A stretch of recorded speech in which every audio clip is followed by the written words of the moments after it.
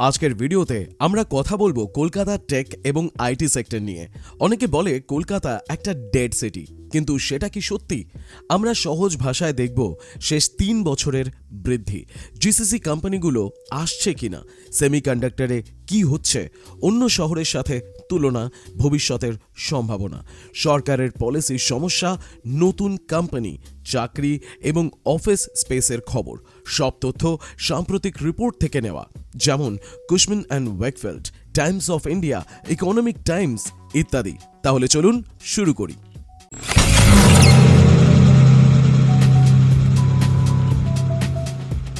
Times of India 2026-এর report বলছে কলকাতার আইটি সেক্টর খুব দ্রুত বাড়ছে। পশ্চিমবঙ্গের সফটওয়্যার এক্সপোর্ট 15 বছরে 8,000 কোটি থেকে 40,000 কোটির বেশি হয়েছে। শেষ কয়েক বছরে অনেক নতুন কোম্পানি এসেছে এবং কর্মসংস্থানও বাড়ছে। 2023-24 সাল যদি দেখি, তাহলে জিসিসি অফিস লিজিংয়ে 0.1 মিলিয়ন স্কোয়ার ফিট থেকে বেড়ে 2025-এ 0.5 মিলিয়ন স্কোয়ার ফিট হয়েছে, যা 239% বৃদ্ধি। কুশম্যান অ্যান্ড ওয়েকফিল্ডের রিপোর্ট 2026 তো তাই বলছে। ওদিকে 2025 সালে মোট office leasing 1.7 million square fit, যার 30% জিসিসি কোম্পানি থেকে। জিসিসি কোম্পানি অর্থাৎ যেই সমস্ত কোম্পানিগুলোর গ্লোবাল ক্যাপাবিলিটি সেন্টার ইন্ডিয়াতে সেট আপ হচ্ছে।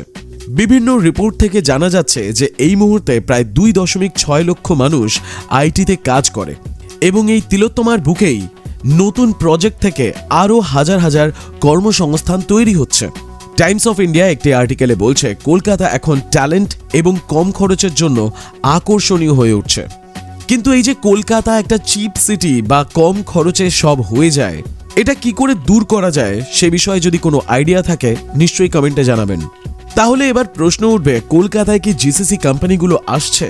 হ্যাঁ, অনেক বড় জিসিসি অর্থাৎ গ্লোবাল ক্যাপাবিলিটি সেন্টার কলকাতায় আসছে বা বাড়ছে। 2025-এ জিসিসি লিজিং 239% বেড়েছে। আইটি বিপিএম সেক্টর 59% দখল করেছে। Wipro, KPMG, BDO, Standard Chartered, Accenture, Capgemini, Tata Steel, Linde, অন্যান্য যেমন HSBC, Ericsson, British Telecom group এবং নতুন কিছু ফিনটেক কোম্পানিও কলকাতায় এসেছে। 25টিরও বেশি আন্তর্জাতিক এবং স্বদেশি কোম্পানি শেষ 3 থেকে 4 বছরে সেক্টর 5 এবং নিউ টাউনে তাদের প্রতিপত্তি স্থাপন করেছে।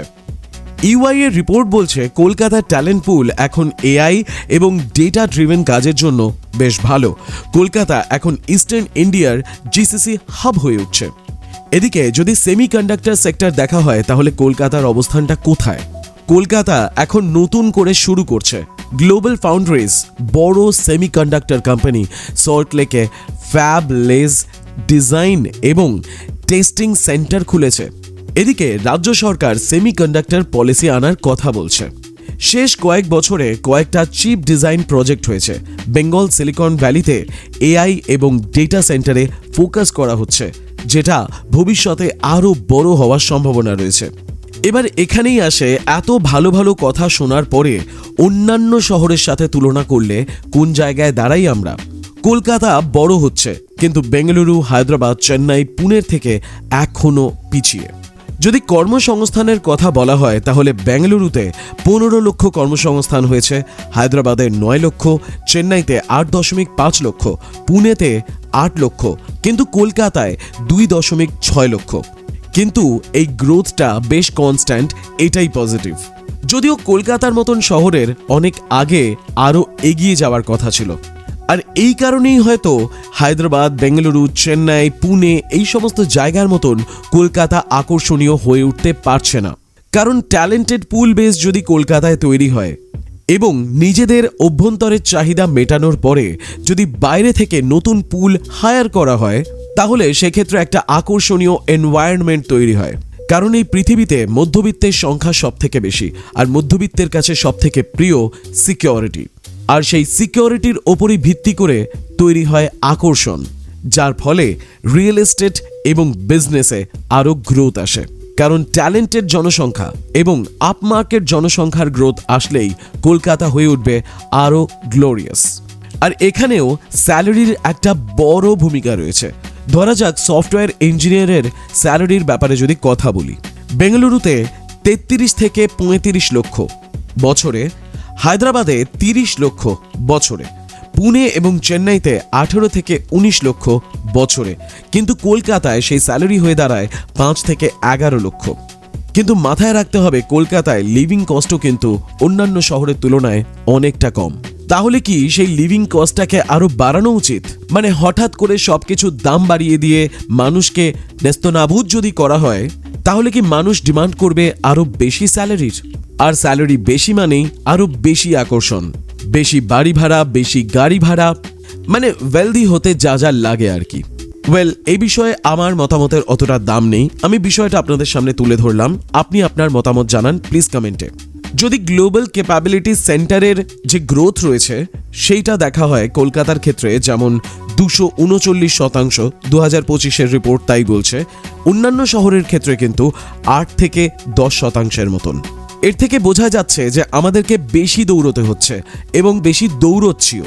তাহলে অন্যান্য শহর কি কম দৌড়েই বেশি লাভ পাচ্ছে? তাহলে এই মন এটাই প্রশ্ন করছে, সরকারের পলিসিতে কি কোনো সমস্যা আছে?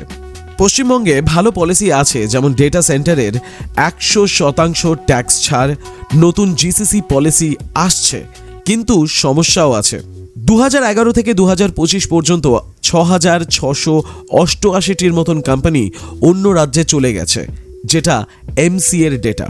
এর কারণ হিসেবে বলা হচ্ছে পুরনো ইনসেন্টিভ বাতিল করা, অ্যাডমিনিস্ট্রেটিভ ডিলে, ল অ্যান্ড অর্ডারের সমস্যা এবং রাজনৈতিক অস্থিরতা। এবার এগুলো এর কারণ হিসেবে বলা হয়েছে। আপনাদের মতামত হয়তো ভিন্ন হতেই পারে, নিশ্চয়ই কমেন্টে লিখে জানাবেন। অন্য রাজ্য যেমন উত্তরপ্রদেশ, গুজরাট, ভালো পাওয়ার সাবসিডি রয়েছে, দ্রুত অনুমোদন পাওয়া যায়, বেটার ইনফ্রাস্ট্রাকচার রয়েছে। বাহ, দারুণ ব্যাপার। কিন্তু তা সত্ত্বেও একটা প্রশ্ন জাগে, এই উত্তরপ্রদেশ এত উন্নত এবং এত ভালো হলে ইনফ্রাস্ট্রাকচারের দিক থেকে রাজ্যের 100% মানুষেরই তো কর্মসংস্থান থাকার কথা। কিন্তু কোথাও না কোথাও প্রশ্ন জাগে, মুম্বাইয়ের মতন শহরে প্রতি দ্বিতীয় ব্যক্তি কিন্তু উত্তরপ্রদেশ থেকে আগত। হয়তো তারা মুম্বাইতে আরো বেশি রোজগারের আশায় আসছে। তা ভালো, দেশ আমার, সবাই গোটা দেশে ছড়িয়ে পড়ব, এটাই তো স্বাভাবিক। কিন্তু অনেক ক্ষেত্রে যদি বাঙালিকে অন্য রাজ্যে চাকরি করতে যেতে হয়, তাহলে সেক্ষেত্রে পশ্চিমবঙ্গের দুরবস্থাকে আমরা বড় কারণ বানাবো, তাই তো? এই মালা জপতে জপতে ওপেন ইন্ডিয়া এবং অন্যান্য রিপোর্টে কি বলা হচ্ছে সেটা একবার দেখে নিই। বলা হচ্ছে পলিসির ক্ল্যারিটি এবং ইনভেস্টর কনফিডেন্সের অভাবে কোম্পানি চলে যাচ্ছে, কিন্তু নতুন প্রজেক্টে সরকার চেষ্টা করছে। তাহলে প্রশ্ন উঠবে, কলকাতা কি সত্যিই ডেড সিটি? না, এটা পুরনো স্লোগান। 239% জিসিসি গ্রোথ, 30,000 কোটির investment line up, Bengal Silicon ভ্যালিতে 42টি কোম্পানি ল্যান্ড নিয়েছে, চাকরি বাড়ছে, নতুন টেক পার্ক হচ্ছে, এটা জেগে উঠছে। হ্যাঁ, এই জেগে ওঠার খবরটা অনেকে না দিতে চাইতেই পারে, কারণ অনেকের রাজনৈতিক বাস্তবতাও তো ঘুমিয়ে পড়েছে, সেগুলোও তো জাগাতে হবে। তাই সবকিছু তো আর একসাথে জাগানো যায় না। 20 একরে টিসিএস এর নতুন ক্যাম্পাস তৈরি হচ্ছে, 25,000 চাকরির সম্ভাবনা রয়েছে। ইনফোসিস এক্সপ্যানশন করেছে, এলটিআই মাইন্ডট্রি 6খানা টাওয়ার বিশিষ্ট 7,000-এরও বেশি কর্মসংস্থান তৈরি করছে প্রথম ফেজে। এসেছে গ্লোবাল ফাউন্ড্রিজের মতন কোম্পানিও। ওয়েস্ট বেঙ্গল সিলিকন ভ্যালিতে 1 লাখ চাকরির সম্ভাবনা রয়েছে। হ্যাঁ, সম্ভাবনা রয়েছে, সেটা জবে হবে সেই খবরও নিশ্চয়ই আমরা আপনাদেরকে দেব। 2025-এ 1.7 million square feet office lease হয়েছে। গ্রেড এ স্পেসের চাহিদা বেশি, কিন্তু সাপ্লাই কম। কিন্তু প্ল্যান আছে, বেঙ্গল সিলিকন ভ্যালির থেকে ঢিলছড়া দূরত্বে টিসিএস এর ক্যাম্পাস আরো বড় হচ্ছে। ক্যান্ডর টেক স্পেস তাদের জায়গা বাড়াচ্ছে এবং আশেপাশে বহু সংস্থা, যেমন ডিএলএফ এর যে প্রপার্টিটি রয়েছে সেখানেও কিন্তু নতুন অফিস স্পেস তৈরি হচ্ছে। অর্থাৎ গ্রেড এর যেহেতু চাহিদা বাড়ছে, তার সাথে যোগান দেওয়ার চেষ্টা চলছে। Moral of the story, Kolkata মরেনি, বরং নতুন করে উঠছে। দ্রুত গ্রোথ, বড় কোম্পানি, বেঙ্গল সিলিকন ভ্যালি, ভবিষ্যৎ উজ্জ্বল। পলিসি আরো ভালো হলে আরো বেশি সম্ভাবনা তৈরি হবে। আজকের ভিডিও এ পর্যন্তই। ভিডিও সম্পর্কে আপনার মতামত কমেন্টে লিখে জানাবেন। ভালো লাগলে লাইক করবেন, বন্ধু বান্ধবদের সঙ্গে শেয়ার করবেন। আমাদের চ্যানেলে নতুন হলে বেল আইকন প্রেস করে অল বাটনটি প্রেস করতে ভুলবেন না। এই ধরনের খবর হলেই যেন আপনার কাছে আপডেট যায়। বলো, কি জানতে চাও?